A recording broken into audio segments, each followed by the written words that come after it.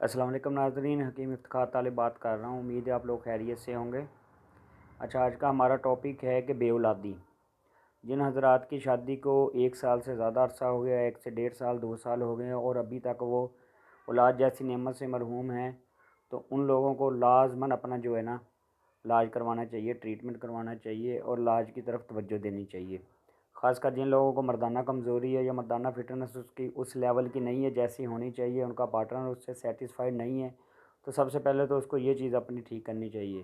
دوسرا، اپنی Simmons report جو ہوتی ہے جراثیم کی رپورٹ، وہ لازمی کروائیں اور اس میں دیکھیں کہ آپ کے جراثیم کتنے پرسنٹ ہیں۔ اگر آپ کی ایکٹیو موٹیلٹی جو ہے وہ 50 اور 60 تک آتی ہے تو پھر تو آپ میں باپ بننے کی پوری اہلیت ہے، اور پس اس میں 2 سے 4 آتی ہے، پس سیلز جسے بولتے ہیں، جسے جراثیم کا وائرس بھی بولتے ہیں، وہ 2 سے 4 آتا ہے، تو پھر تو آپ میں باپ بننے کی اہلیت مکمل ہے، پوری ہے۔ پھر بہتر ہے کہ آپ جو آپ کی بیوی ہے اس کی طرف توجہ دیں کہ اس کو مینسز پرابلم تو نہیں ہے، لکوریا کا مسئلہ تو نہیں ہے، ایگز وغیرہ بننے کا مسئلہ تو نہیں ہے۔ اگر دونوں کی رپورٹس میں کوئی مسئلہ ہے تو پھر بھی اس کا علاج ممکن ہے۔ اگر آپ کے جراثیم ایزوسپرمیا کا مسئلہ نہیں ہے، مطلب کہ بالکل نیل و زیرو نہیں ہے، تو علاج 100% ممکن ہے۔